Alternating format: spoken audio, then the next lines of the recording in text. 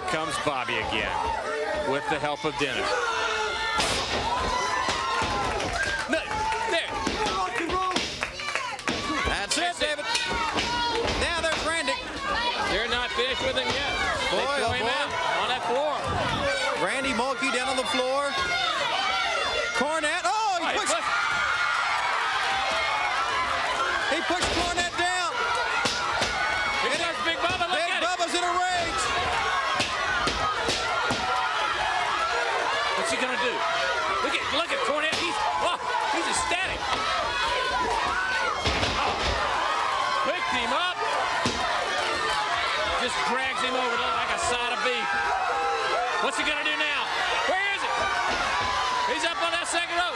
Comes off. Oh.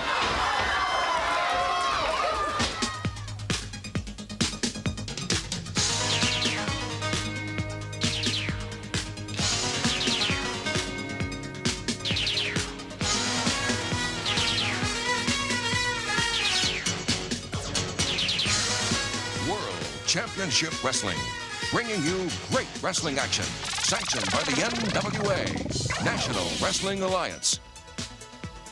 Ladies and gentlemen, welcome to World Championship Wrestling. As you can see, he's back.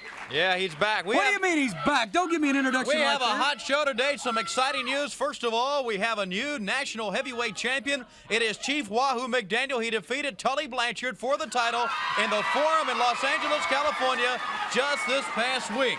And we were there, Tony, and it was fantastic. It was fantastic. LA was on fire for the NWA. And also, we have some very special news from Mr. Jim Crockett Jr., president of Jim Crockett Promotions, about an upcoming tournament that'll be coming up very soon.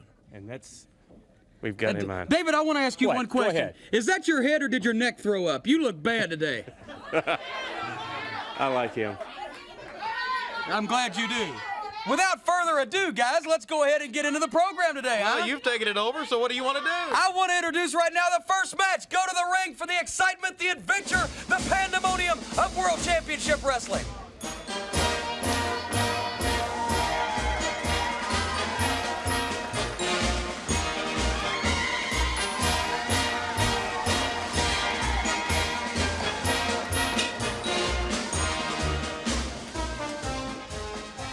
World Championship Wrestling with Captain Redneck Dick Murdoch. Going up in this match against Mike Rose. Well, as they say, a rose by any other name still stinks. And in this case, I do believe Murdoch is going to have the advantage. I think I should say Omni-bound Captain Redneck Dick Murdoch, because coming up in the Omni, the Captain Redneck gets his chance of the World Heavyweight title. Like I've said before, Tony, can you imagine what it would be like to have this guy as the World Heavyweight Champion? He'd probably take that nice gold belt and he'd put it up in the back of a pickup truck somewhere on a rifle rack and drive around town spitting tobacco all over it. That's what this guy would do with the World Heavyweight Championship, because he's a redneck, and we all know what rednecks are like. Cornette, you can take his place and get in here. Uh-oh. Well, I'll tell you what. Oh, listen to, hey! You can't handle slob there. You much less try to handle me, boy. I'd kill him. I'd beat his brains out. Dick Murdoch.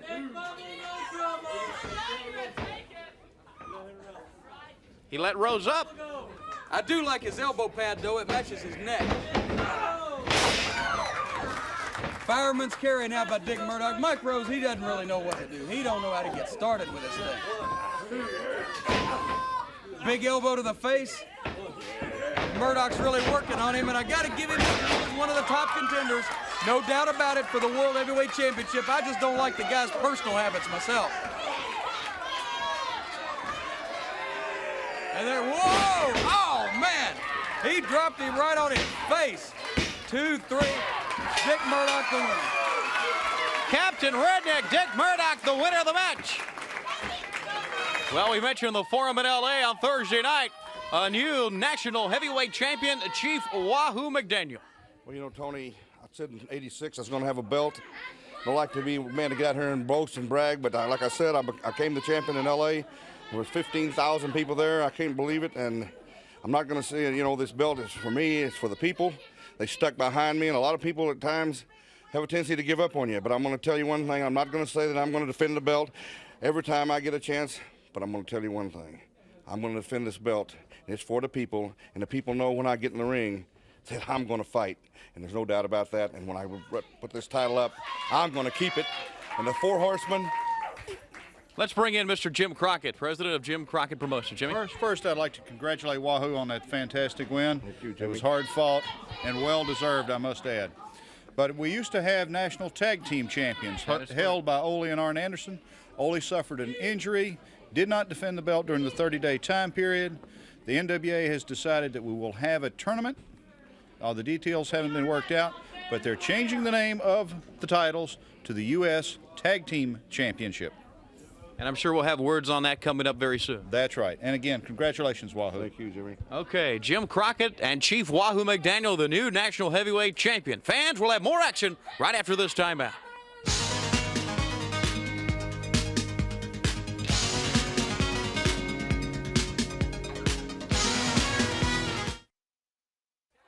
World Championship Wrestling, the home of great tag teams. Here's another one, the Kansas Jayhawks, Dirty Dutch Mandel, the Hangman, Bobby Jaggers. Well, you know, Tony, you throw that word great around real loosely. They haven't proven to me that they're great. They haven't proven to me that they're anything more than mediocre, and so far they will continue not to prove it till they get in the ring with maybe with my Midnight Express. They have gotten in the ring with the Midnight Express, and they've taken them to the limit. They have the Kansas Jayhawks, they're one of the leading teams. Think about it. The tournament is coming up, right? The U.S. Tag Team Championship. Yeah, sure, but they haven't. Past World Tag Team Champions, the Midnight Express. Watch the Jayhawks. Here they come. Hard into the chest. No limits, David. You never stop talking, do you? Talk about me, won't you? Here he goes. Whips him across. Good elbow right in the chest. They look real good right now against Alan Martin. You better believe it. Barber, but that's a long cry from the Midnight Express. I will admit they use the elbows real well. Jaggers power. Good slam. The man up, one arm body slam, drops the elbow again. But once again, you got to have a caliber of competition in there that you can take advantage of to do that stuff. The greatest competition in the world is right here on World Championship Wrestling. Honey, when that tournament comes along, you just think about it. The Russians. You've got the Midnight Express. You've got the World Tag Team Champions, the Rock and Roll Express. Ole You've got and the Andersons. Yes. That's right. The Road Warriors. Well, when you talk about a tag team tournament, though, I don't think you need to go any farther than the Midnight Express. I mean, our record speaks for itself, but if anybody You wanna thinks start for from the one bottom. instant that we're going to lose a tag team tournament, Double elbow. you got another thing coming. Backs him up. Here he goes. Whips him across. Oh, Jaggers is working this Barber over, and Barber's a little bit tubbier than the last time that I saw him. He should have been staying in that gym. Now, Alan Martin real hesitantly gets in the ring. Evidently, he don't want any more of Jaggers and Mandel after the first time around in the ring, but Jaggers takes him over with a snap mare, drops the elbow to the top of the head. He's going to back him up in that corner and tag Dutch Mantell, the Dirty Dutch Mantell. Shoe Baby, the bullwhip, has got to help him win all of his matches. I hate people that would cheat and use some foreign object to win a match. Have you looked in the mirror? Do you hate yourself? Yeah, I love Do you hate looking in the mirror. yourself? Keep dreaming, David. Anyway, back to live action. Dutch Mantell tags off to Bobby Jaggers now, continuing to work on Alan Martin. Drops him hard on that mat. Jaggers.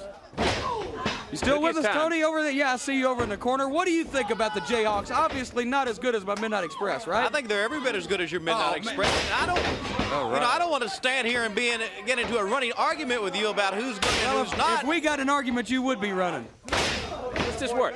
The tournament's going to come up. The United States Tag Team Tournament. Then we'll decide. Well, the winners will be the best then, I right? can see to get a sensible opinion today, I got to stand here and talk to myself and Bubba.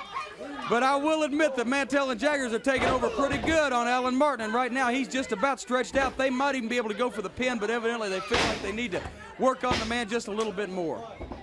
They have been using a great move where one man holds the man up, the other man comes with a clothesline off of the turnbuckle. Well, where have you seen teamwork moves before, Tony Schiavone? That's the epitome of the Midnight Express right there, teamwork. Two men working together as one, so everybody else just trying to copy us. Everybody knows that. Double elbow, back of the neck.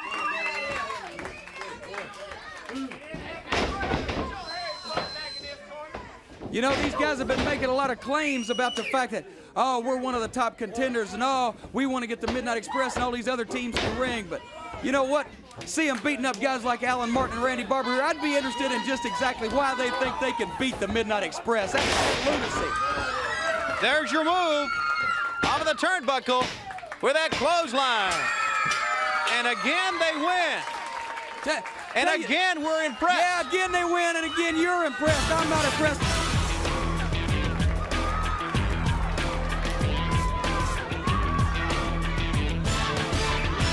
I want to ask you what? Wait a minute.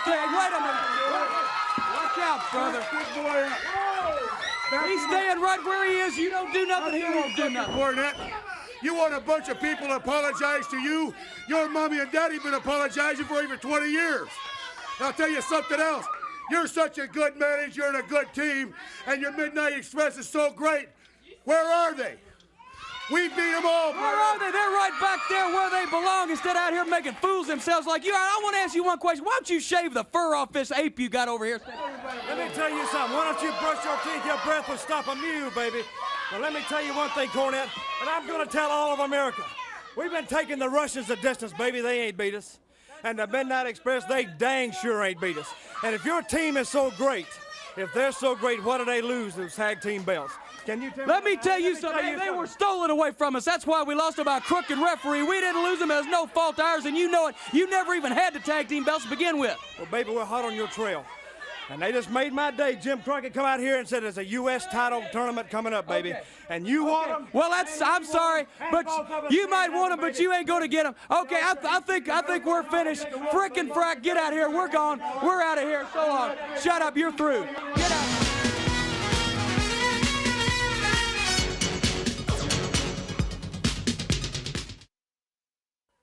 We're back with you on World Championship Wrestling. Glad to be talking about one of the top contenders for Ric Flair's World Heavyweight title, Captain Redneck Dick Murdoch. Well, thank you, Tony. As always, it's a pleasure to be out here. You know, you got a lot of people around here, a lot of leeches that stand out here on this program and run their mouth like Jim Cornette. That's got to have a bodyguard. Then you got a lot of other great athletes around here.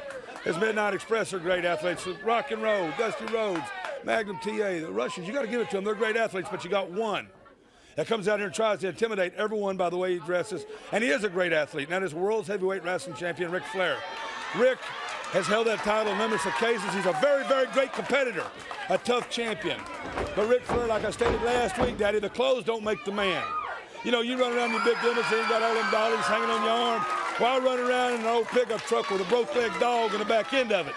But the old dog's kind of like myself. It's a pit. And when he comes to go, he comes to fight. And this old dog right here is coming to fight, Ric Flair. I know it's going to be a very, very tough confrontation. It's going to be a very, very tough match. But you better come out and be prepared to give it 110%, because if I can latch that brain buster on you, Ric Flair, and pick you up and drop you from 6 feet 6 up in the air on top of your head, it's all over with, Tony. It's going to be a 1, 2, 3. And I guarantee you what, Rick, I've known you for a long time. I followed your career and you followed mine. You're a very tough individual, a tough competitor. But there ain't too many people in this profession today that can out-wrestle me or out-fight me. And it's going to be one heck of a contest. Okay, fans, let's go to the ring. All right, in the ring, the National Heavyweight Champion, Chief Wahoo McDaniel. He's going to wrestle Tony Zane. You know, Wahoo, the National Heavyweight Champion, defeating Tully Blanchard, the Forum in L.A., and what a night that was, and what a match that was, David, when he won that title. The big chop. And the Chief has grabbed himself, certainly, a title that he said all along he knew he could get it away from Tully Blanchard. And we want to thank all the fans there in L.A., and especially the people there at the Forum that helped us so much. Exactly. You know, we had fans from all over. I talked to people who came up from San Diego. Some people took the 7-hour trip down from San Francisco to come see us. The NWA comes to California in the Forum. And I want to thank all the Hollywood talent scouts who let me go to the matches before that they swarmed all over me asking me to come down for auditions. And yeah, I heard Dick Murdoch down here, and man, that guy never quit. He thinks he's good hard job by Chief Wahoo. Yeah, he's crazy. And Wahoo McDaniel, I saw that match in Los Angeles, and he got the title from Tully Blanchard on a fluke. That's exactly what it was. Good takeover. J.J. Dillon tried to tell the referee what had happened. The referee wouldn't listen to him. Can you imagine anybody not listening to a man the caliber of James J. Dillon? I don't think we need to answer that. We're back in the corner now. And you know, it would do Tony Zane's career a big boost if he could maybe upset the national champion right here. He's got the sides. Oh, my goodness. Good job. Well, he's not going to do it like that. He moved out of the way, and Tony Zane went into the turnbuckles and took a couple of hard chops to that chest and throat area. You know, when you want to go after the national heavyweight title, you're going to have to fight. Yes, You have you to fight are. somebody who will chop you down and then chop you while you're down. Look at that. Look at that. He pulled a hair. Did you see that, Tony? No, did you see that, no, David? I did not. He No. pulled the man's hair. Well- Everybody all across America saw it, and you're blind over here. Well, Pee-wee Anderson didn't see it. He was asking Wahoo McDaniel, the referee, there on the right of your screen. Wahoo McDaniel, new national champion. He's just the same caliber as those chicken hawks that were just out here. He likes to talk a big fight. When it comes down to it, I think Tully Blanchard's going to get that belt back. Can you believe the Chicken Hawks? If they even dream that they could beat the Midnight Express, they better wake up and apologize, because it's never going to happen. Now toe-to-toe, David. Good chop again. Zane raked him in the eyes that time. Uh-oh. Zane was firing up there for a minute, but Wahoo wouldn't have any of it. He stopped it, grabbed him by the hair, threw his head into the turnbuckle, wheeled him out in a big chop. There it was, the tomahawk. That is it.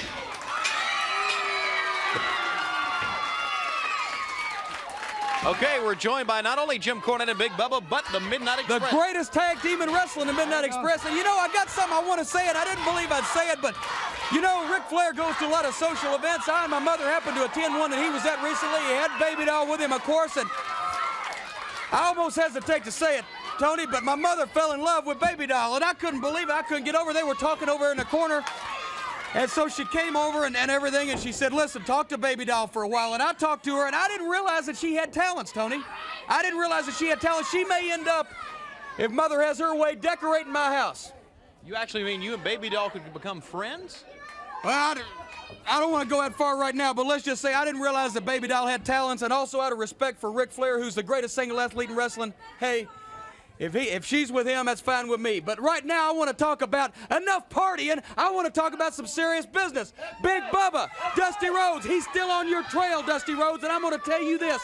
You are going to see the baddest days of your life. You talk about hard times and when you were a plumber's son and digging ditches out someplace in Austin, Texas. Well, we're going to put you in a ditch. We're going to make those hard times seem like a Sunday picnic once Big Bubba gets a hold of you. And my Midnight Express right here, we got ripped off as far as the World Tag Team title is concerned. Rock and Roll Express, you have never seen today that you could get a legal pin over these men. It was the wrong man in the ring.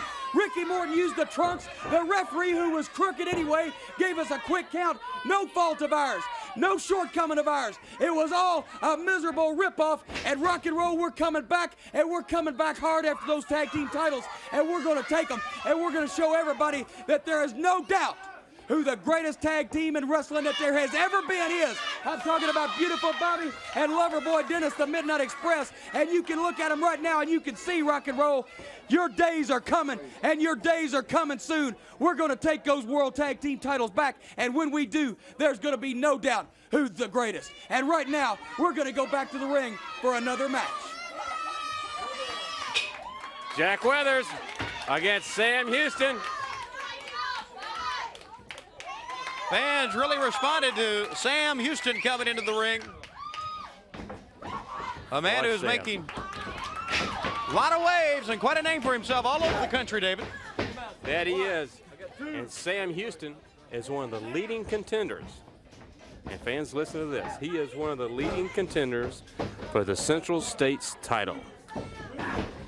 A lot of great wrestlers have held that title. The greatest wrestlers are here on World Championship Wrestling, and he is one of them. Good elbow. Puts him down for the pin. You know, as bad as I hate to admit it, David, what the Midnight Express and myself, we've been appearing on World Championship Wrestling, what, over a year now. Right. I saw Sam Houston the first day we got here, and I see him now, and he's improved 100%. I've got to say, You'd like he's to mature. sign him up, wouldn't you? I wouldn't like to sign him up. I still think he's a goof, but he's a good wrestler.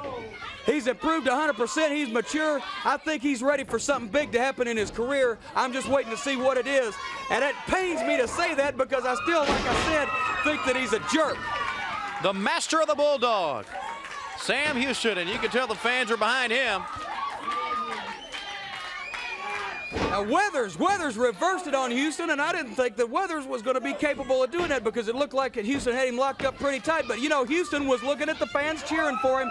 That's maybe the one thing that he's going to have to get wrapped up in his head there. He's going to have to realize that he better not pay attention to the fans. He better pay attention to his wrestling, and then he'll be a big star because he's got all the qualities that it takes, and he's got some ability, and he's one of the fastest men that I've ever seen in the ring. One of the goofiest, but one of the fastest. Well, there's no doubt about his speed, David. His quickness. Watch him, always thinking. Here goes. Nice drop. Gets ready. Arm drag. Gets him over. Holds on. Arm bar. Cinches up tight. And another point you can bring Listen out. to these fans. They yes, like sir. it. They like it. Well, who cares what they like? Another point you can bring out is that sometimes in sports, athletes tend to get gun shy when something happens to them. If a batter is hit by a ball in the head, he gets gun shy. If a running back is hit hard going across the line, he's gun shy. Sam Houston has had quite a number of injuries early in his career, but you know, his hand was broken at the hands of the Four Horsemen. That's right, he still has it taped, if you notice. But he's come back from that injury. He's still in the ring, and he is still looking good. Well, that either shows a lot of courage, a lot of guts, or a lot of stupidity, and I'm not going to even let you know what my opinion on it is.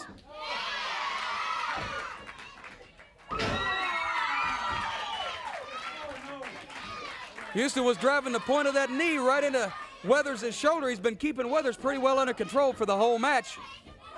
Now Weathers goes to the eyes. He's going to take a little shortcut. Hammering him on the ropes. And Houston's firing back, and he will fire back against anybody. I've seen him go against guys that weigh 100 pounds more, and he'll fire right back on them. All right, Bulldog, yes. Line him up. Put his head in the mat. That's exactly what he does.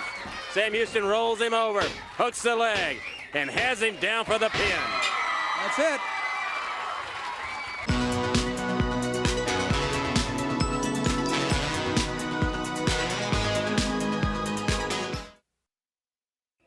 We're back with the excitement on World Championship Wrestling, and Nature Boy Buddy Landell and his player coach, Billy Superstar Dundee. You got it, baby. You know something, Jimmy Cornette? That long, tall caveat just got out the ring. If I hadn't seen this in Kansas City with my own eyes a couple of days ago, he beat Jerry the King Lawler. So you got to take your hat off to Houston. But Lawler ain't no Dundee, and he ain't no Buddy Landell. So if that long, tall Texan wants to wrestle a man, just pick one of us. Now, I know we're starting to sound like a broken record, but we're going to keep saying this until somebody takes us serious. We may not be the biggest in the business. We're just the best looking. Now, Dickie Murdoch, you want to wrestle somebody so bad with blonde hair, the only real Nature Boy? Wrestle this one, Daddy. Never mind your stinking pickup and your little lame dog. Dusty Rhodes walking around saying, my knee's so bad, my knee's so bad, I can't wrestle nobody. Magnum TA ain't got no friends. Russians beat them up all the time. If you're sick of that, Jack, just come on over here and we'll beat you up. Somebody just wrestle us as a tag team or a single apart from George South and some other clown, okay?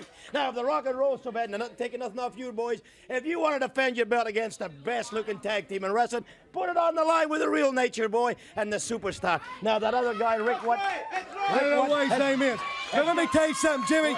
I hate to come out here and be the bearer of bad news, Daddy, but girls, I want it to be put on record right now. Space Mountain is officially closed down because the real Nature Boy is hot on the scene, Daddy. And let me give y'all girls some word of advice. If you see the Nature Boy driving down the road in that long white Mercedes, Daddy, just make a U-turn, Daddy, and turn around. You might have to wait in line, but it'll be well worth your wait, I'm telling you right now. That's exactly what I'm talking about. Now, all you guys sitting back and listening to the Nature Boy on TV, you know the real deal's talking to you right now. We're sick and tired of hearing y'all's excuses. Put some belts up on the lines and do something else besides talking and walking around and crying and whining. We're tired of hearing about it, baby. Our credentials speak for ourselves, Daddy. We want some title matches, right, Superstar? That's right. Now, I just got to tell all you wrestlers that I know you're saying they're bragging. I know, but that's all they do, buddy. They just say they're bragging. Nobody ever takes up the challenge. Well, we ain't hard to find, Daddy, and I'm just going to tell you something, Slick Rick. Your days are bad over. So that's what he calls himself, isn't it? Slick Rick. This is the only real Nature Boy, and the only way to find out, Jack, whose figure four is the best, yours or his, is just get in the ring and we'll find out, okay?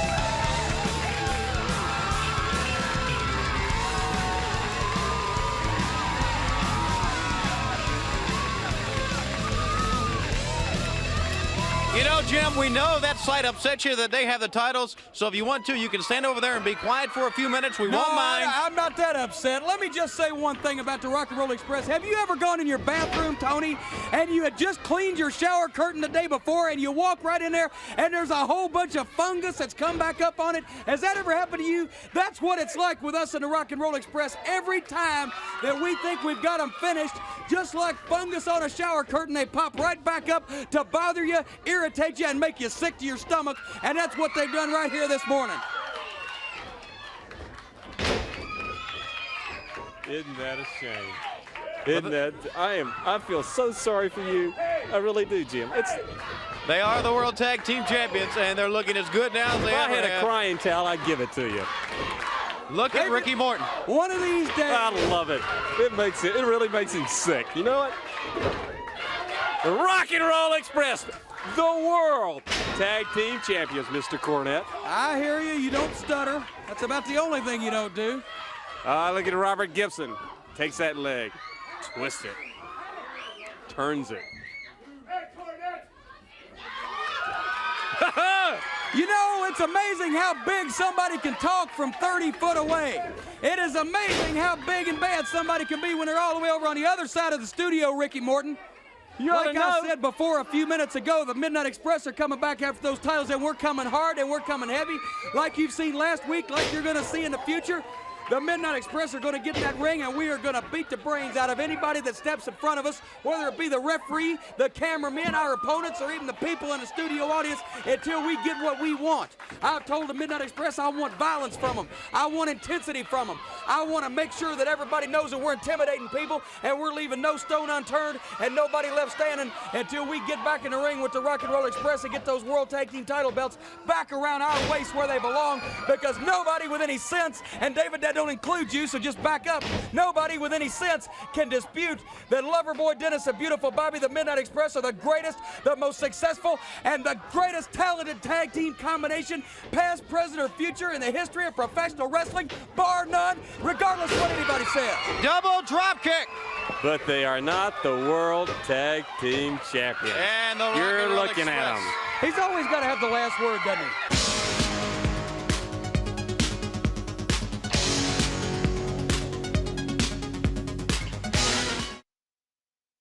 You got to admit, this is quite a couple right here. The world champion, Nature Boy Ric Flair, along with Baby Doll. The Blonde Bomber, woo, and the Blonde Bombshell, side by side. Now let me just take one moment of the whole world's time to tell everybody that the world champion, woo, Ric Flair and Baby Doll, along with Tully Blanchard and Arn Anderson, are going to be at the Mickey Spillane Celebrity Fishing Tournament at the Marlon Quay Marina. And Captain Bill Perry and Gary Murdoch, a couple of guys that think they're big-time partiers. I'm going to put Baby Doll, woo, on both of you, and then the Nature Boys going to drive the rest of the women wild, woo, all night long. Now, let's talk about Dick Murdoch, Captain Redneck. He comes out here knocking a guy whose claim to fame is just the fact that he's the world heavyweight champion. Can't help it. Woo! If I'm custom made from head to toe. Like those nice clothes, like those nice cars, like those jet airplanes, and like, woo, those good-looking women. That's Ric Flair, Slick Rick, Space Mountain. And speaking of Space Mountain, Buddy Landell, you come out here and you try to tell the female population of the world that Space Mountain is closed down. I tell you how I came by that handle. One night a woman, woo, just screamed out, it's like, woo, Space Mountain.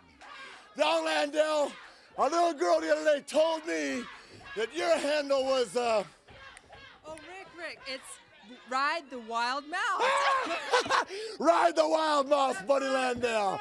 Now, Buddy Landell, in case you and that little Tinkerbell that runs around with you want to know why I'm Slick Rick, this is the reason why. Dusty Rhodes, who used to be, there he is, Ride the Wild Mouse himself. Dusty Rhodes used to have this. Dusty Rhodes used to have Baby Doll. But now, woo, as the world can all see, Ric Flair has got this. He's got Baby Doll. He's got Dick Murdoch whenever he wants them. He's got Buddy Landell. He's got Wahoo, Garvin. It makes no difference. In other words, boys, I got the whole world in my arms, yeah. Nature Boy Ric Flair, Baby Doll, let's go to the ring. The Nature Boy Buddy Landell, Superstar Bill Dundee as player coach in tag team action against Vernon Deaton. And one great athlete, Rocky King, who's in there right now against Buddy Landell. Rocky King, what a powerful individual he is. Well, Good Tony, reversal. You talk about these guys that have come a long way. Rocky King's one of them. Last fall, I wouldn't have given you 5 cents for Rocky King, and I would expect a change back if I did. But right now, in the past couple of months, he has showed me some ability. And you can't argue with the muscular definition and confirmation on the guy. So it's only a matter of time, I think, before he makes a move. And he's making a couple on Nature Boy Buddy Landell. But now Landell and Dundee, Great move! A backdrop of Dundee while he had Landell in the headlock. Rocky King is fired up today, but they got him back in no man's land, back in the corner. Let's see how he handles this, and he's handling it. Rocky King windmilling him. Not a pretty technique just to throw those rights, but that's how you get out of that corner, out of that trouble spot. And now he leapfrogs, he drop kick on Dundee. Hip toss. Rocky King taking care of business now, as you see. Dundee dropped to one knee in the corner. And Dundee and Landell are saying, whoa, let's slow this tempo down just a little bit. And now, well, speaking of slowing the tempo down, Vernon Deaton's in the ring, and that's going to slow it way down. And, you know, Dundee and Landell are masters of tag team wrestling. They know each other real well, especially Bill Dundee, who, like I've said before, Tony and David, co-holder at one time of the Australasian Tag Team Championship with a fellow named George Barnes in Australia, and regional titles here in the United States in the southeastern part as well. So he knows his tag team wrestling. That's been primarily his strong point for about the last 10 years. He's molding Buddy Landell into one of what could be probably the greatest partner he's ever had.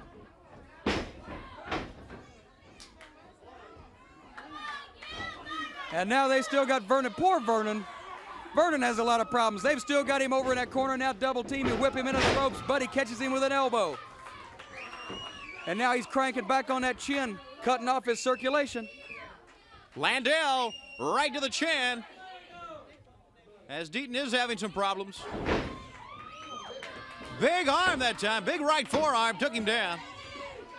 Nature Boy Buddy Landell, the master, as he says, of the figure 4 leg lock. And they're switching in and out on Vernon Deaton. At Dundee, you gotta say Dundee is one of the most hyperactive guys I've ever seen in my life. He never slows down. He's always moving, he's always got that enthusiasm, he's always pumped up.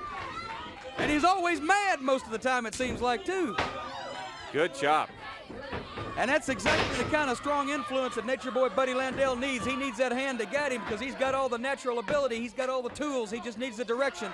And that's what player coach Billy Superstar Dundee is providing for him. Tony, you know, they'll probably try to go into the tournament too. The United States Tag Team Tournament. You know, we were talking about all the great tag teams. We did not mention Superstar Bill Dundee and Buddy Landell, but sure. Fine tag team combination. And they're showing that here today. And here comes Dundee right across the small of the back with all his weight while Buddy Landell held him hooked in that front face lock. Drops the elbow now. I like a lot of enthusiasm, you know. Picks him up. Is Landell going for it? Yeah, he does. That corkscrew elbow. Tag on Dundee, and Dundee mounts the top rope. Superior balance on this man. Comes off the bombs away. Right on the chest of Vernon Deaton, and that's it. All. Winners, Superstar Bill Dundee, Nature Boy Buddy Landell.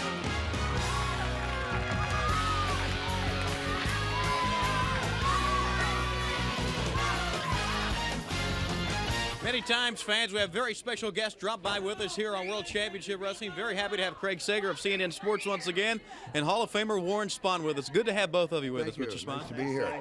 I'm glad I played baseball for a living. Craig, good to see you. Teammates with a guy by the name of Killer Kowalski. Why'd you decide to go baseball instead of wrestling like Killer did? Well, it's a funny story. Oh, no. But really, I wanted to be a first baseman. And when I went to high school, this young man, his name was Chuck Mensmer, was the first baseman, and I didn't want to compete with him. So I started to pitch, and that's the result of my career, is that there was a guy that turned out to be a professional wrestler that was the first baseman. So I made the right choice. There's no question about it. Well, it's good having both of you here with us today on World Championship Wrestling, and stop by any time. Always great seeing you, Mr. Spahn. Nice and thank to you, be Craig. here. Good seeing you again. And we'll be right back with more right after this timeout.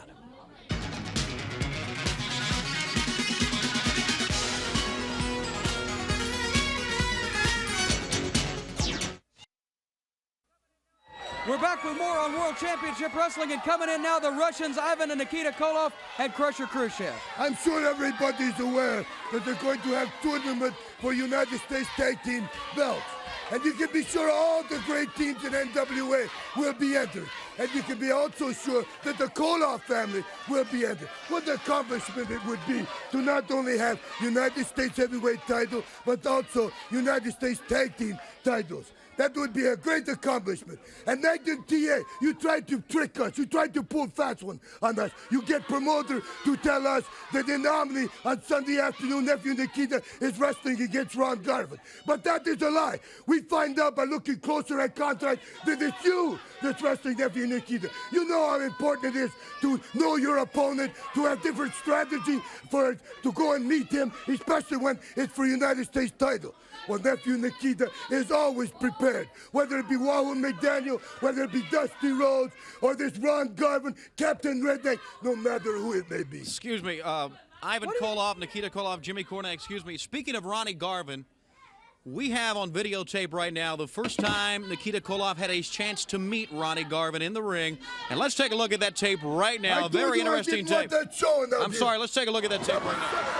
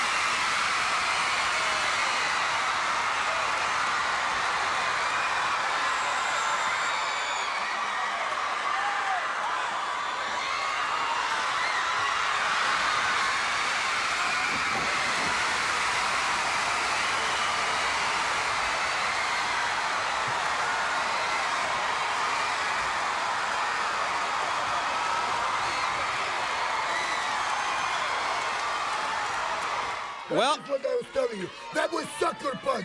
That is not even allowed in wrestling, to punch somebody. This Ron Garvin, you think you get away from something? Nephew Nikita. Uncle Ivan, this is Ron Garvin. I tell all the people, he's surprised Nikita. Garvin, you got a hard hand. You knock Nikita down, but you know knock Nikita out. I say all before, I like competition, and you going to be good competition. But you know what, Garvin? You know good enough to win the USA title. If you are, try and prove to Nikita. We've got more action in the ring.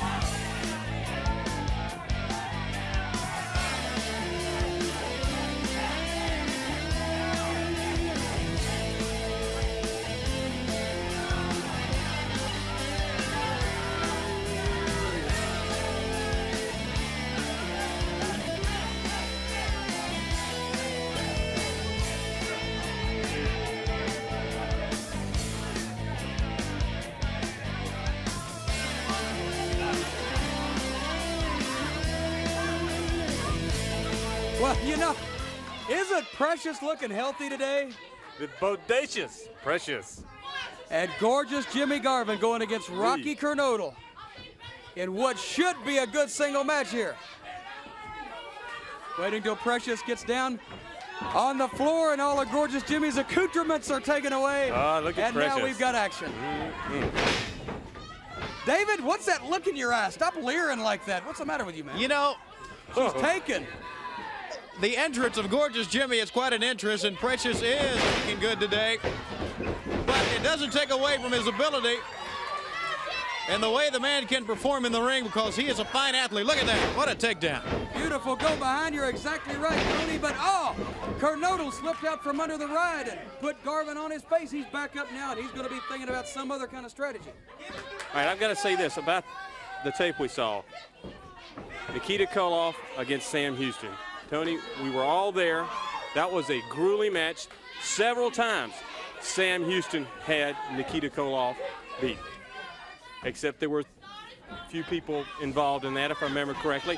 There is a rematch. What are you tapping me on the shoulder? No, none of the Russians. All right, there is a rematch in the making for Sam Houston against Nikita Koloff. All right. Well, poor Sam. Gorgeous right now, Jimmy against Rocky Cornette. Cornette trying to reverse that top wrist lock, and he takes him down. I think he pulled a little bit of hair there on Gorgeous Jimmy. And Gorgeous Jimmy's very fussy about his hair. I know that. Precious keeps it in good condition, and he doesn't like anybody to mess with it.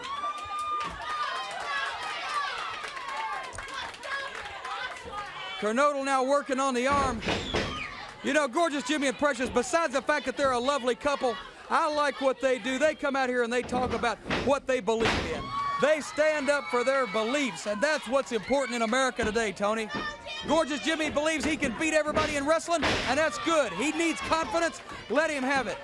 I like nice, outspoken, but humble people like Gorgeous Jimmy and Precious.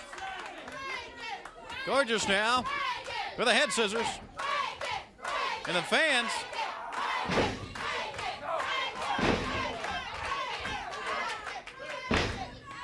Cornette's face is turning blue. Gorgeous Jimmy's cranking up on that head scissors.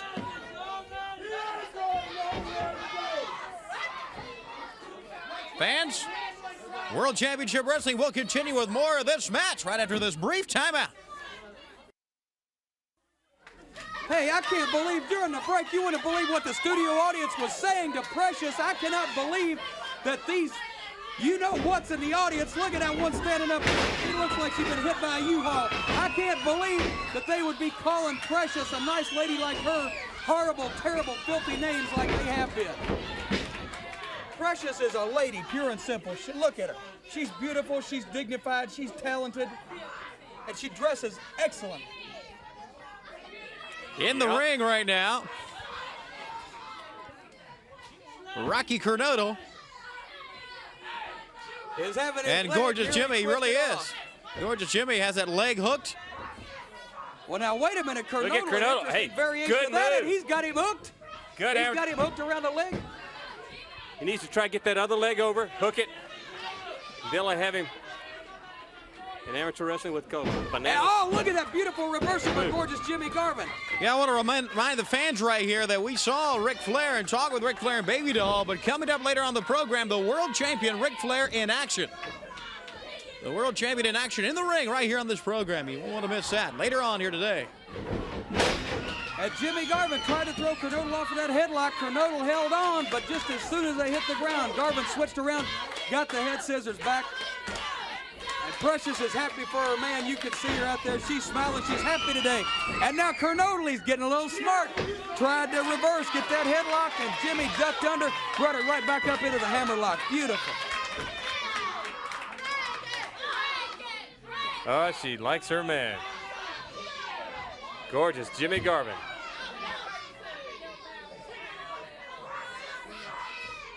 Noodle.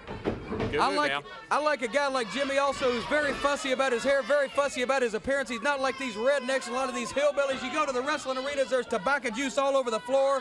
There's country music playing. There's pickup trucks in the parking lot. And that's just when Dusty Rhodes and Dick Murdoch pull up. Well, you can imagine what happens when the fans get there. But here's a man who is very concerned about his appearance and about the overall image that the public has of him. Tries to keep clean at all times. I admire that. Don't you? Good takedown. Once again to the head scissors. I tell you what, Gorgeous Jimmy having quite a match here today with Rocky Cornette. Cornette's really giving him a match. Gorgeous Jimmy, I think, realizes that Cornette's on the smaller side, but that means he's a little bit quicker than Gorgeous. So Gorgeous has to keep him down, neutralize that speed, maybe take some of his wind away. And over the course of the match, he's going to have the edge on Cornette because Cornette's stamina is going to be worn away.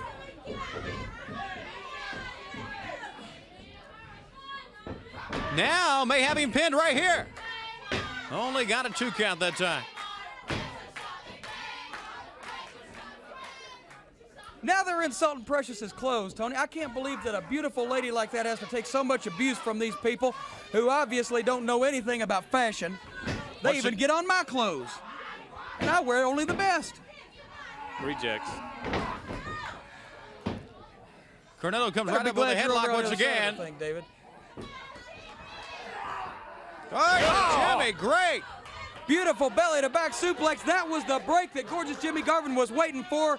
He had him worn down, had him in the right spot, and he dropped him on his head. And now he's taking it to Rocky Cornette. Up on his feet right now. Went right to the turnbuckle quickly. Snapmare takes him over. Whips him across now. Good, look at it. Oh, hard backdrop. Really was, David. Hit very hard, and Cornette's winded right now. Uh-oh. I think he's hooking him up. Yeah, he's got that arm over the head. One of the fans called it out. They called out for the brainbuster, and David, there it is. He hooked it, and he did it. Gorgeous Jimmy Garvin.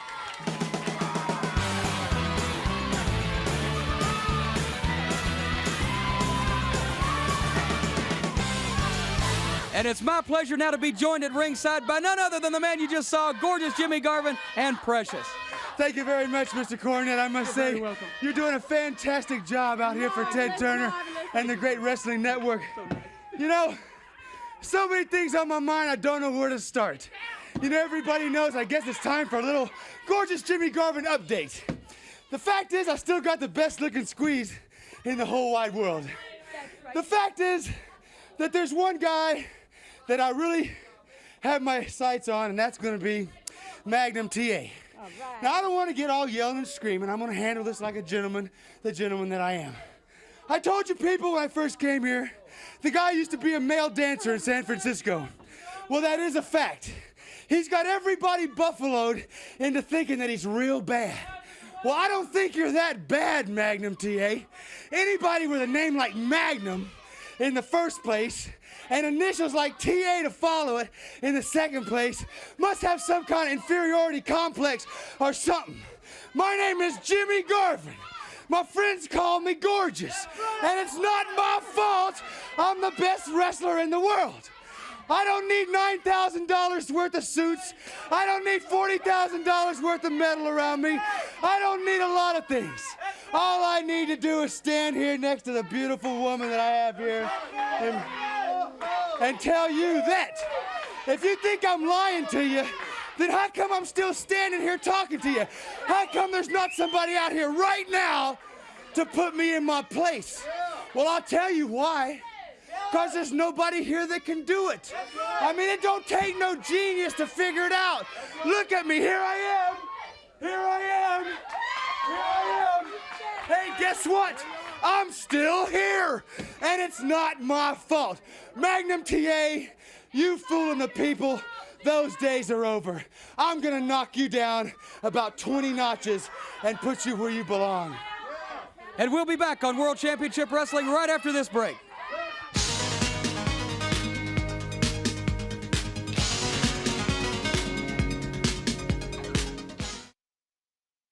We talked about a lot of great tag teams around here going after that tournament, United States Tag Team Championship. America's team, Dusty Rhodes, Magnum TA.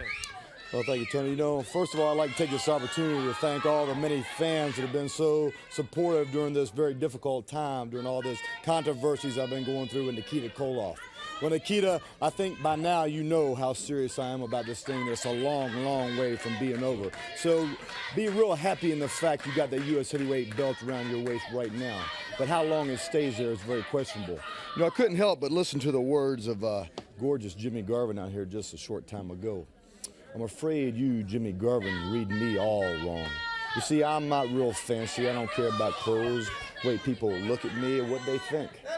But you better go back there and talk to Tully Blanchard, talk to some people that have mixed up with me. Ask them about what they consider to be the most brutal matches in the history of professional wrestling. See, I don't need an excuse to beat you up. General principles is just fine with me, but if you keep running your mouth, sooner or later you're going to have to back it up, because talk's real cheap, as we all know. You can come out here on national television and say whatever you want. But what you got to do is get inside that ring and back it up. Then we'll find out just how tough a man you are. You know, Tony, we just came back from Las Vegas, Nevada. Everybody come out here, they have women now. Everybody got women. Ric Flair got my woman. Jimmy Garvin got a very skimpy woman, you understand? Very loose woman. We just came back from Las Vegas, like I said, and it's real honor and opportunity to run around with Magnum TA, because he has the opportunity of maybe 20, 30 lovely ladies a night. Lovely women run around him, and Dusty Rhodes just there picking up the slack, you understand, when it's coming my way. The main bottom line thing is here is Tully Blanchard comes with the world with title. Tully Blanchard got to pay some heavy dues. This superstation 8 years ago was founded on 2 million. And still today, we still digging for it. Ole Anderson and Dusty Rhodes. Now you got to deal with the Four Horsemen. Dick Murdoch come along, won the world's title. He can take it from Ric Flair. And one thing is for sure that you got to understand. You got to understand that we are gathered here today to talk about wrestling, not to talk about one of Ric Flair's chubby girlfriends sitting over here on the front row. We talking about Dusty Rhodes and Magnum TA, the Fourth Horseman, and Big Bucks, Jack and Baby Doll. Okay. Dusty Rhodes, Magnum TA, let's go to the ring.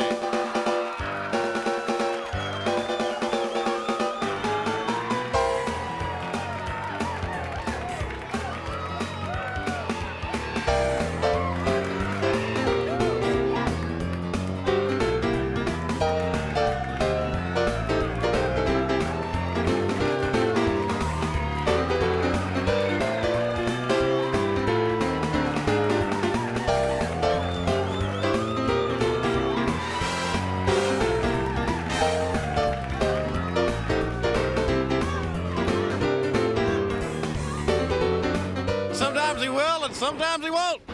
And we can considerably hope that that day will soon come, because he's never going to cut Paul Jones's hair, and I can hardly wait for his retirement. I'm going to throw a big party. And you see that goof that he was coming down ringside with, I think that's his twin brother, Timmy Valiant.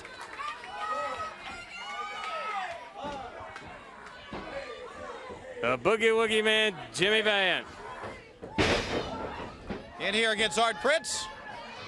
I've been talking to several members of Paul Jones's army, and they assure me that they're willing to do anything for Paul Jones. They're willing to follow Paul Jones anywhere, just like all the members of a good army would follow their general, and there's no way they're going to let anything happen to that head of hair. I can promise you that. As a matter of fact, Paul Jones has a lot of strategy that the Army's carrying out, that he's got specifically in mind for Jimmy Valiant, just to make sure that he hastens that retirement that's been coming for a long time now. Jimmy Valiant is going to shave Paul Jones's head. Maybe we can have it on the Chick Match of the Week and just find out.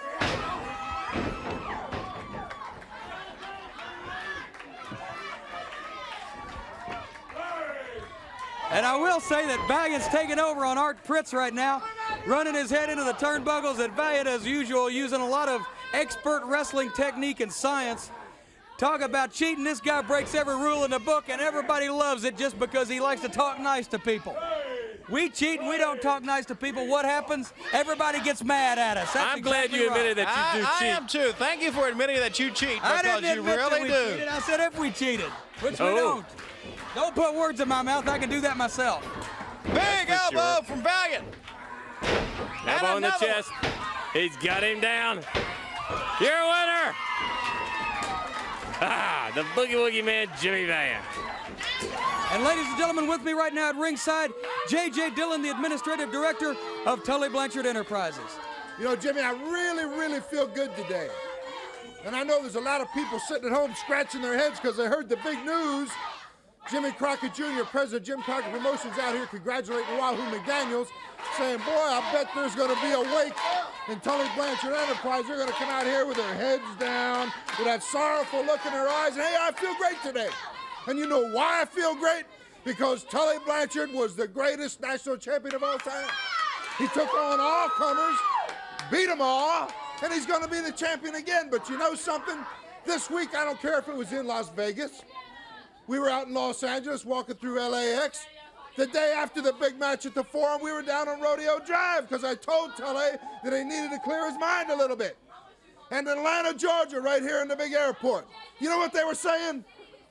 They were not saying, there goes the man that used to be the national champion, ha, ha, ha. The words were never uttered, just like I quit was never uttered. What they were saying as we walked down the concourse and walked down Rodeo Drive, they said, that's the man right there, talking about him, that beat Dusty Rhodes up so bad that Dusty Rhodes lost his better judgment, went back in the ring against Ric Flair, and lost the world title. That's what they're saying all across this country.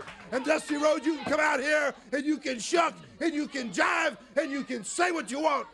But the bottom line is, when they look at you, they say, that's the man that Tully Blanchard beat up so bad. You know, JJ, that's so well said. That's why the man is the administrative director for Tully Blanchard Enterprises. But you know, it does take a dip when you lose the National Heavyweight Championship belt. It costs a little bit of money, but it's not going to change my lifestyle. Wahoo, you beat me on one given day. That's all I'm going to say about it. Now, you want to run around with Dusty Rhodes. Now, Dusty Rhodes, you come out here and want to talk about big bucks. Well, that's right. That's what this is. Big bucks. Right. And when you get in the ring, it's big bucks. Yeah. The World's Heavyweight Championship is big bucks. Right. And Dusty Rhodes, when you can't hardly walk, because I beat you half to death with a chair. That's right. That's exactly right. That's why you lost the title, and that's big bucks. Now, you want dues to pay, you ask Magnum. He wants to talk about, hey, people asking me if it's tough getting in the ring with him. Well, you ask your buddy Magnum how bad it is getting in the ring with Tully Blanchard.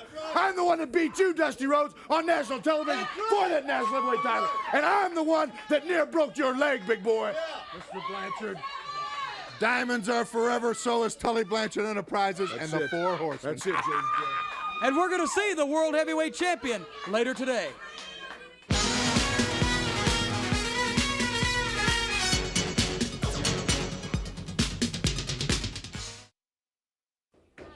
And I've been joined by two more of the Four Horsemen, Ole and Arn Anderson. Everybody's talking about belts, and I listen to Rhodes. Rhodes, you're not going to be around long enough to worry about any belts. And there's a couple of other guys that have got some belts now, and I'm talking about those World Tag Team belts that belong to the Andersons. I don't think there's any question. They talked about #1 contenders, and somehow the Rock and Roll Express came out on top and got those belts. Well, we don't want to be contenders any longer. We just want a chance at those titles, and when we get them, I guarantee you we're going to be the new World Tag Team Champions. Rock and Roll, get ready. Any place we see you, any place we see Rhodes, Magnum TA, the whole bunch of you, we're coming for you. And I got one last message, and that's for Tulsa Tubby. Look out, because I might be coming your way, too. Well, you know, in our quest to restore Dusty Rhodes, I started to kind of look over something, and that's my bread and butter. I'm talking about the World Television Championship. Now, for week in and week out, and all the months since I've been champion, I went right on this TV, put my reputation on the line, defending against top names: Garvin, Wahoo McDaniel, Rhodes himself, Robert Gibson, Ricky Morton. I'm still a World Television Championship. You see the little misfortune we've had within the Horsemen. I'm talking about Tully Blanchard. The whole scheme of things, professional wrestling, any sport and event, is based on one fact, It's called human error. If there wasn't human error, any sporting event would all be equal. If everybody was perfect, there would be no winners and no losers. But one brief little setback does not inflict on the Four Horsemen's regime, if you understand what I'm saying. But what it did to me, it did make me realize, snap me back to reality. So on any given night when two top professionals enter the ring, anybody's can get beat. So that kind of snapped me back to my bread and butter, the thing that qualified me to be one of the Four Horsemen. So Rhodes, Garvin, Wahoo McDaniels, Rock and Roll Express, Dick Murdoch, I don't care who you are, just remember one thing. I'm on my tiptoes. I know you're after me, so when we crawl in the ring, same storyline. One fall, 20 minutes, and there's not an individual on the face of this earth can beat me in 20 minutes. Let's make an example out of a couple of punks. Ole and Arn Anderson, and now they're going to the ring where we will see that they talk a good fight and fight an even better one, Tony and David. Henry Rutley, the Italian Stallion. David going after the Andersons in this event on World Championship Wrestling. The Minnesota Wrecking Crew. The best thing that would happen is if Stallion stays in the ring and tries to make a go of this thing by himself, because that Henry Rutledge, he ought to sue that body for non-support. And the Italian Stallion is quite an athlete, quite a comer in this sport. And he really has the arm around Arn Anderson. Still has that It's headlock. like a vice, squeezing tighter and tighter around the neck and head.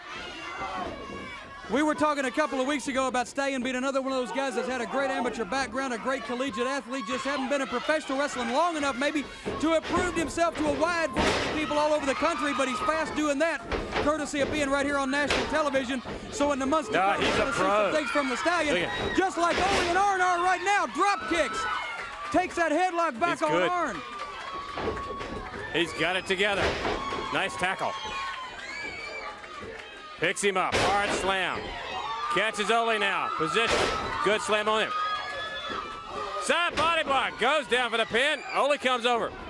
Pulls him The off. Stallion, somebody slipped something in the Stallion's post-toasties this morning because, brother, he's going. Stallion looking good, and now... Speaking of going, Rutledge just went. Hey, you know something? Ole and Arn Anderson, they brought out an interesting point over here, David, on the interview.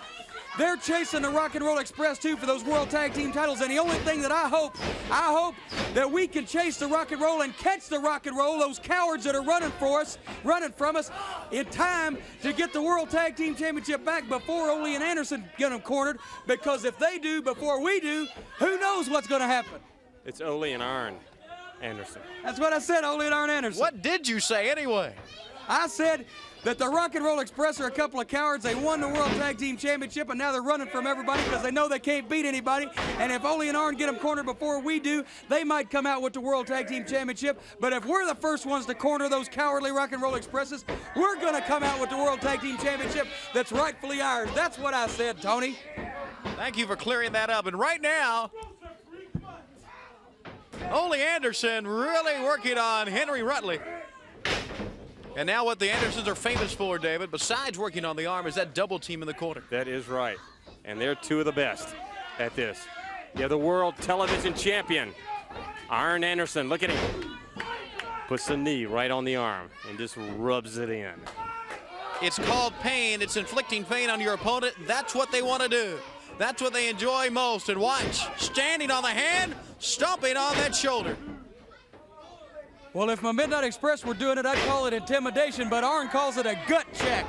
And they're finding out right now if Henry has any guts. And I don't think that they're getting a positive answer because he's trying to squirm, he's trying to get out of there, do anything he can to get away from Ole Anderson right now. And really, you can't blame him very much for wanting to get away from Ole. One thing the Andersons also try to do, David, and that is let the man tag his partner in. But I'm not so sure the Andersons want the Stallion to come back in because he was really in top form today. Oh, yes. That's right. The Stallion, they want to keep him out of that ring. Well, now let's be fair to the Andersons. Come on now, Here we Stallion. go. Here we go. Today, but there's watch two of this. them Off and one the of top, him. drives the knee into the shoulder. And here it goes. That's got to be all for Henry. He ain't going to take much more of Take that. the arm. As soon as he cranks up on that arm, Henry's going to quit. And he did. And there's the bell. There are your winners. Ole and Arn Anderson, the Minnesota Wrecking Crew.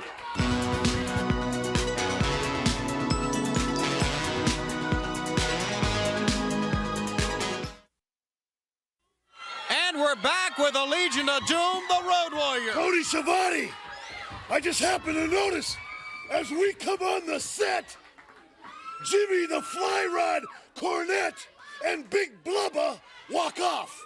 That makes sense. Good thinking, boys. Now, there's been a lot of talk about the Road Warriors losing their heart or their taste for violence. Well, we never had no hearts to lose to begin with. And another thing, I was back in the hometown, walking around. Me and Animal had a few days off when we weren't fighting. We didn't really like it that way. That's just the way it is. And people say, hey, Hawk, where's your brother Animal? I said, none of your business. He's collecting money. Second of all, they said, hey, Hawk, when are we going to see you on TV fighting some more? When are you and Animal going to beat some more people up like you do better than everybody else? I said, well, we got this little problem. There ain't too many people that want to fight us. We're having a hard time finding anybody who wants to get in the four corners of the Doom with the Legion of Doom. Right, Animal? Hey, Tony Schiavone, what my brother Hulk just said is true.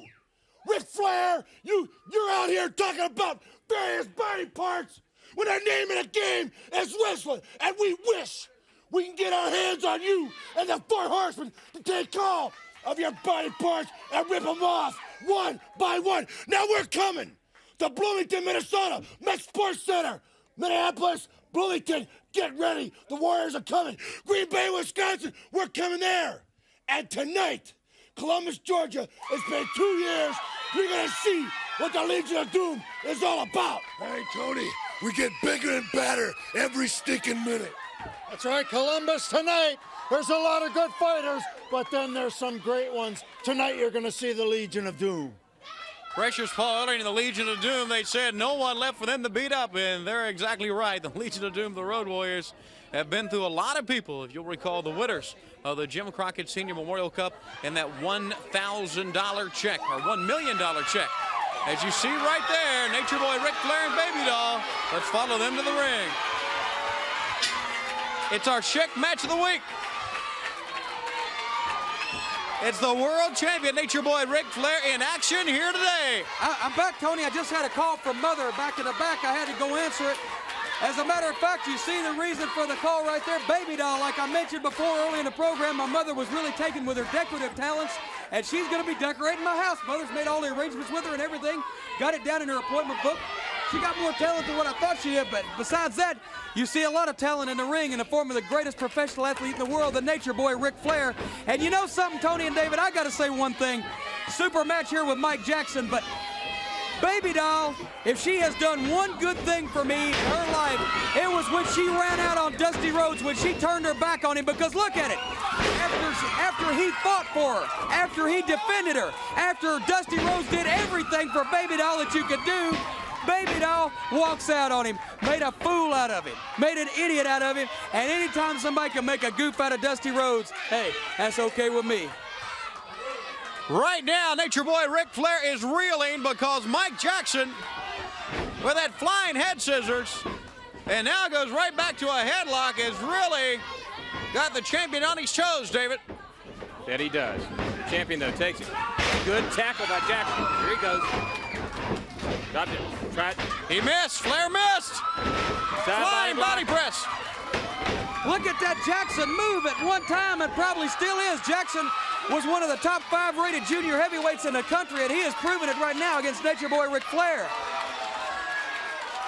When Jackson came out here, he realized he had everything to gain and nothing to lose. So he is going all out against the world heavyweight champion. And you know, Ric it's been a Flair. couple of months since we've seen Mike Jackson here on the program, and since that time, he has trimmed out even more, lost about 10 pounds, it looks like, and he is rock hard. He's lean. Look at the way he's moving, hitting those ropes. He's ready for Ric Flair. He wants to make a move, a major career move, right here in this match. Oh, what a move by Flair to get him down. And Jackson reverses.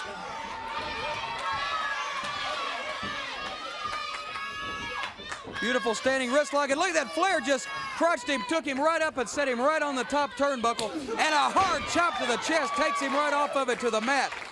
Well, and now Flair's taking over on Jackson. That knocked him right off the turnbuckle. Flair knows exactly what to do in each situation. Oh, he's a master, Tony. He is a master in the ring. And don't think he's not familiar, David, with Mike Jackson. He knows every opponent he goes after. Jackson hit very hard that time. Yes, he did. Not only hit right on his hips, but also fell back on the back of his head. Tony, that's a possible concussion. Could be a broken hip. Who knows what could have happened, because that's a hard floor down there, and he hit it with a splat. Now, Baby Doll is right there. Look at her.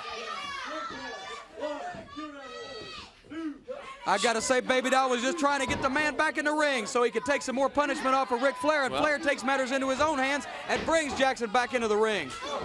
Just to knock him back down again, a big right hand. Just like you said, Tony, the man knows what to do at all times. He threw Jackson out of the ring and hurt Jackson while he himself got a chance to take a breath because Jackson had been moving so fast. David, toe-to-toe now. That they are. Jackson takes Flair, whips him in. Oh, good back there. Stay on him. He's got to stay on the champion. All right, he stopped. He should have got on him right then. Flair said no, hold up a second, and Mike Jackson, there he goes. Flair goes right over the top. He hit Flair right on the top of the head with that big right hand and knocked him right backwards over the top rope. The referee was trying to intervene and put Jackson back because he was using a closed fist, but he got that last shot in anyway. Now Flair to the turnbuckle. Oh! Jackson was waiting on him. Good knee. Come on, Jackson. Here he goes. Needs to try to pin him. Wait a minute. Flair is hot, brother. So far, Jackson's been making the World Heavyweight Champion look a little bit perturbed here on national television, and now Flair is going to make him pay for that. I think he is hot. Well, you got to realize, Jim Cornette said it right, this is national TV. And Ric Flair does not want to lose a match on national TV, regardless if it's for the world title or not. See Baby Doll slap him then? You know, I've got to say, I've felt that a couple of times, and Baby Doll has a pretty hefty slap on her, and in this case, it was Mike Jackson, while the referee was trying to get Flair to break up the hold, that felt the brunt of it. Right into the head.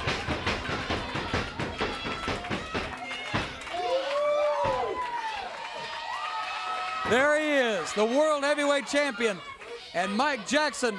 Early in the match, he showed us a lot of moves, but right now, he's all catching and no pitching. Down again, hard on that concrete floor he goes, right in front of the fans.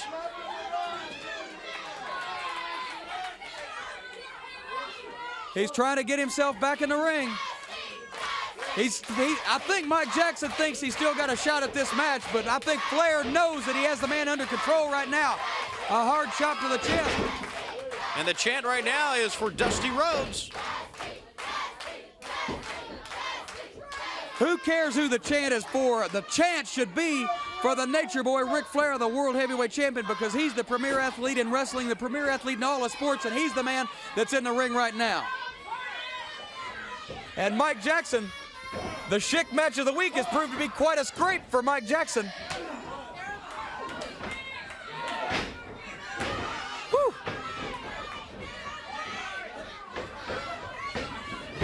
Right to the ropes. Good tackle by Flair. Good takedown. Excellent series of moves, and Mike Jackson came with a drop toe hold, and Jackson. He's got it locked. He's trying for the figure four, but his legs are a little too short to get that figure four onto its full effect, but Flair's still feeling the pain. The fans are on their feet because Flair's caught in that figure four, running to the center of the ring. Flair is feeling that pain of having his own hold turned against him, but he got to the ropes. Jackson just didn't have the leverage, Tony. Only two ways to get out of it, to reverse it or get to the ropes, and Flair got to the ropes in time, and now Flair needs some more time. Look at that, the man's in the ropes. The referee should be getting Jackson off of him, but what does he do? He allows Jackson to get in the suplex, a vertical suplex into the ring. Jackson hits those ropes, tried to go for a knee drop, but Flair was able to roll out of the way at the split second.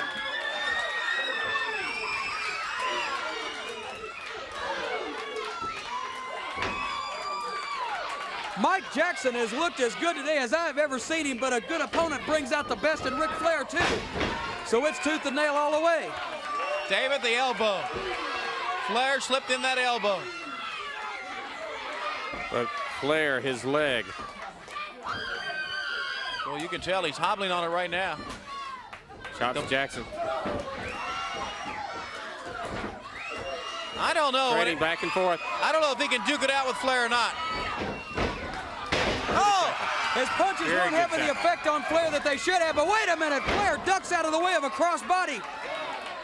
And Jackson hung himself up on those steel cables. That might tell the tale right there. That's why they call him Slick Rick.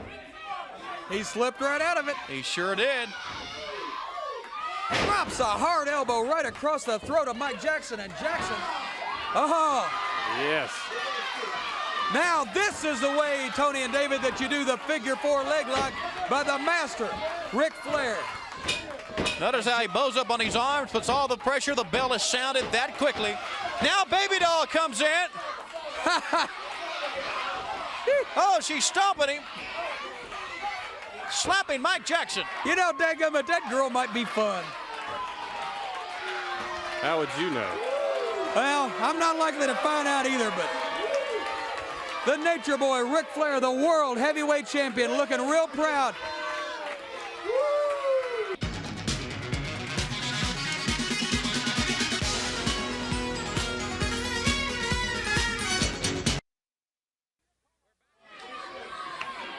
We're back with the U.S. heavyweight champion Nikita Koloff going up against Dave Spencer in this event. We just witnessed a great match between Ric Flair and Mike Jackson. But I'm sure we're going to see another good match here as Nikita Koloff, the powerful U.S. champion, very happy about being a U.S. champion, too. Well, wouldn't you be, Tony? Oh, anybody would be very proud, very happy to be the U.S. champion, but I'm sure the Russians take extra pride in that. Yeah, it's kind of nice that you see Ivan Koloff and Crusher Khrushchev in Nikita's corner to give him moral support. And Dave Spencer's going to need some kind of support. First, he needs a lawyer to sue whoever gave him that haircut. Since winning that U.S. title, Nikita Koloff has been so devastating. He has walked into matches and has absolutely destroyed his opponents in no time at all. But you know, the one chink in Nikita's armor, I didn't believe it was possible, and I've never seen it done. Standing sickle there, Jimmy. Sickle. Ronnie Garvin knocked Nikita out. We saw the tape earlier, and they're hot about that, and Ronnie Garvin's been challenging for that U.S. title. Nikita's going to give him a whole lot more than what he bargained for, I can guarantee you that, because that cheap shot is going to get Ronnie Garvin in a world of trouble. For the second straight time, a standing sickle, and he covers Dave Spencer. In the fashion, as you'll notice, that Ronnie Garvin usually covers his opponents. That's exactly right.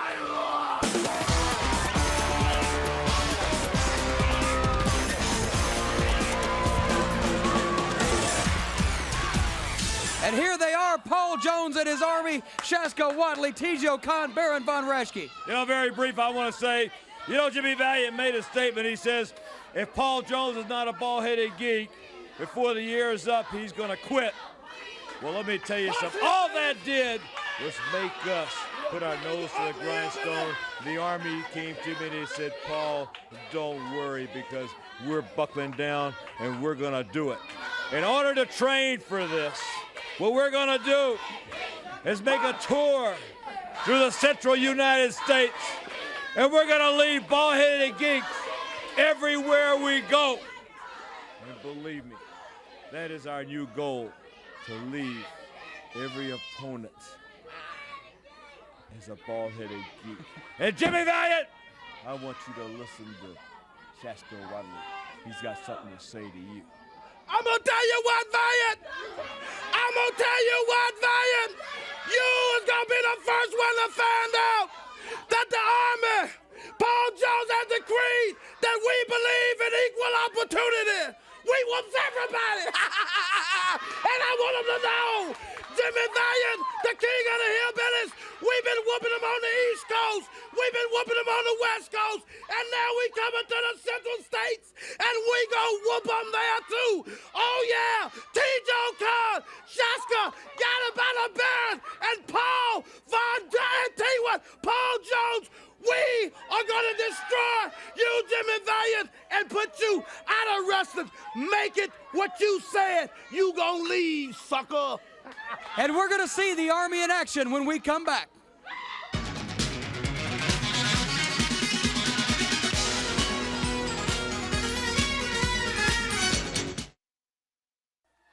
And we're back, Tony, on World Championship Wrestling with the Army in action and Paul Jones. And look at this.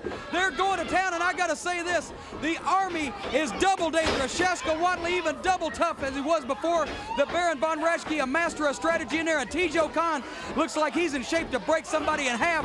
And they're all doing it because Paul Jones has them psyched up to do anything and follow him anywhere. And they're going to prevent Paul Jones's head from being shaved. I can guarantee you that. And look at that Johnny Cook over there in the yellow tights. I can't figure out whether he looks more like the Tooth Fairy or one of Santa Claus's toy makers. Good night. Right now, it's Mark Cooper getting punished by Shaska, and now Charles Freeman comes in. You mean getting beat up? Charles Freeman is a big guy, and that's a classic example of much ado about nothing. Shaska Watley took over on him right away, and Baron Von Raschke now, like I said, the master strategist in the ring for the Army. And if you'll notice, every move that this threesome makes seems like it's planned out. The reason for that is Paul Jones has drawn out and mapped out a large number of strategies, according to what I've heard, for his Army, just to make sure that they're on top of things at all times and that they never give Jimmy Valiant an opening to get Paul Jones's hair. Look at this, all three of them. Beautiful action going on all over the place, and the Tooth Fairy just took a spill out onto the floor, and I don't know whether he'll get back up or not. Right now in the corner of Paul Jones in the Army, Freeman. And Khan just pulling at the beard. But as soon as Pee Wee Anderson moves one away. Look at this, they're beating him up all over the ring, and Paul Jones down there in the corner supervising everything. If I was Jimmy Valiant, I'd either look for me another job right now or go out and get me some serious help because he's going to need it. There's a lot going on in the world of wrestling today, Tony. My man Big Bubba after Dusty Rhodes, my men the Midnight Express after the Rock and Roll Express for the tag team titles. Paul Jones's Army going to retire Jimmy Valiant at the end of the year, maybe even before that.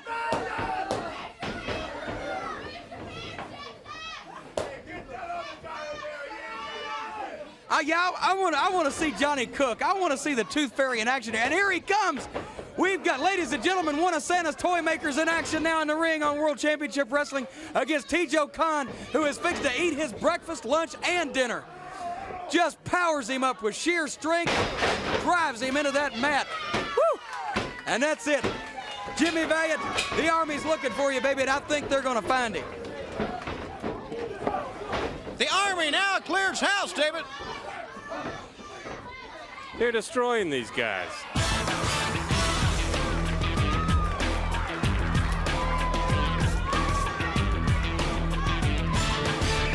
We are back here now at ringside. Captain Redneck Dick Murdoch with us.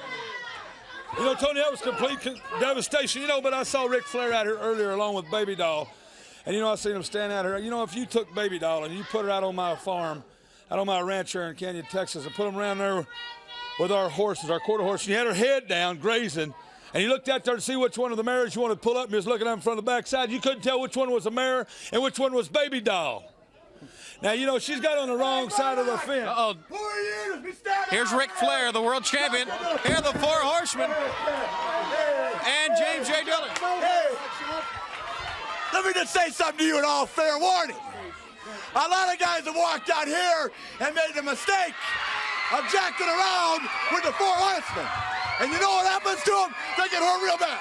Let me tell each one of you clowns one thing. One-on-one, I'll take on any of you, but there's four of you. I'll tell you what, you just back on. One-on-one. Come on, let's go. Okay, there he goes to the ring. Oh, look what they have waiting for him. There's Dusty Rhodes. Ron Garvin, Magnum TA.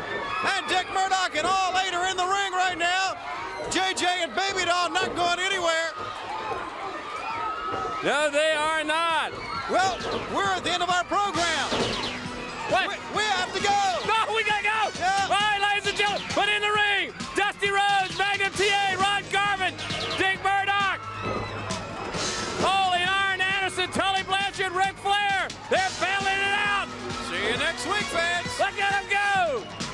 left.